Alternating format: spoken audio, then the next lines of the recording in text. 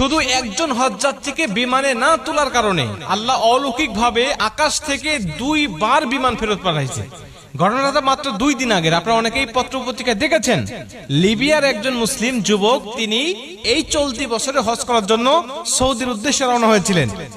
উনি যখন immigration pass করে, বোর্ডিং পাস করে যখন তিনি চলে আসছেন বিমানে উঠবেন, সর্বশেষ যাত্রী তিনি বিমানে ওঠার জন্য, উনি যখন উঠবেন তখন সিকিউরিটি গার্ড তাকে বলছেন যে আপনার পাসপোর্ট জনিত সিকিউরিটি ইস্যু রয়েছে, এর কারণে আপনি বিমানে উঠতে পারবেন না, আপনার হজে যাওয়া হবে না। উনি বলছেন যে আমাকে যখন বাধা দিল আমার মধ্যে কোনো হতাশা কাজ করতেছিল না, কারণ আমার মধ্যে প্রবল ইচ্ছা আর আগ্রহ ছিল যে আল্লাহ অবশ্যই আমাকে মক্কায় নিয়ে যাবে, আমাকে হজ করার জন্য নিয়ে যাবে। সিকিউরিটি গার্ডের আমাকে সান্ত্বনা দিতে লাগলেন, দেখেন যে আপনার সমস্যার কারণে আপনি যেতে পারবেন না, আল্লাহ বাঁচায় রাখলে আপনি আপনার সামনে বার যাবেন।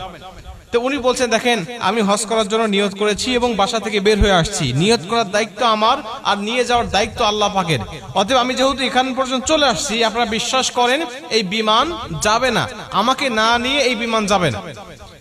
উনি কথাটা বলতে বলতে বিমান স্টার্ট হয়ে গেছে, দরজা বন্ধ করে দিয়ে চলে গেছে। আকাশে যখন উড়ে চলে গেছে হঠাৎ বিমানের মধ্যে সমস্যা, যান্ত্রিক ত্রুটি, তখন বিমান আবার ব্যাক করছে। ব্যাক করার পরে তারা দরজা না খুলেই, পাইলট দরজা না খুলেই আবার এগুলো ঠিক করেছে। ঠিক করার পরে আবার বিমান উড়ে চলে গেছে।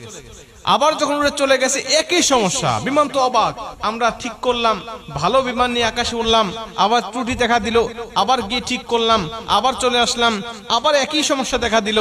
উনি বলছেন আমি দ্বিতীয়বার আল্লাহর কসম করে বলছি যে আল্লাহর কসম ওই আমের আল মাহদি যতক্ষণ পর্যন্ত আমার বিমানে না উঠবে ততক্ষণ পর্যন্ত আমি বিমান আকাশে উড়াবো না।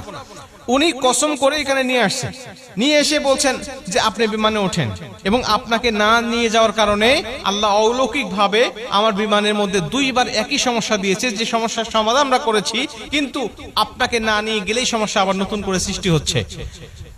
আমের আল মাহদি বলছে দেখেন আল্লাহ পাকের কাছে আমি নিয়ত করেছি, আমি হালাল টাকা দিয়ে আমি হজ করার জন্য নিয়ত করেছি, আমার পাসপোর্ট জনিত ইস্যু যেটা আপনার সমস্যার কথা বলছেন এটা আসলে সমস্যা নয়, তারপরে যদি আপনার সমস্যা ধরেছেন আপনারা আমাকে না নিয়ে গেলে বিমান যাবে না, বা আমাকে না নিয়ে আপনারা যাবেন না, এই বিশ্বাস আমার মধ্যে আছে, এজন্য আমি কথাটা বলেছি।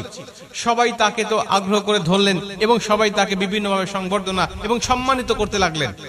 এখান থেকে পরিষ্কারভাবে বক্তব্য বোঝা যায় যে আল্লাহ পাকের কাছে যখন কোনো ব্যক্তি খাঁটি দিলে নিয়ত করে, আল্লাহ পাক তখন সেই নিয়তটা পূর্ণ করে, এটা আল্লাহ পাকের দায়িত্ব। বান্দার চেষ্টা যখন শেষ, আল্লাহ পাকের সাহায্য তখন থেকে তার শুরু হয়ে যায়। বান্দা ইচ্ছা করলেই বিমানটাকে আটকে রাখতে পারবে না, কারণ এটা দেশের নিয়ম, দেশের আইন, সে ইচ্ছা করলেই এককভাবে সেটাকে পরিবর্তন করতে পারবে না। এজন্য আল্লাহ পাক অলৌকিকভাবে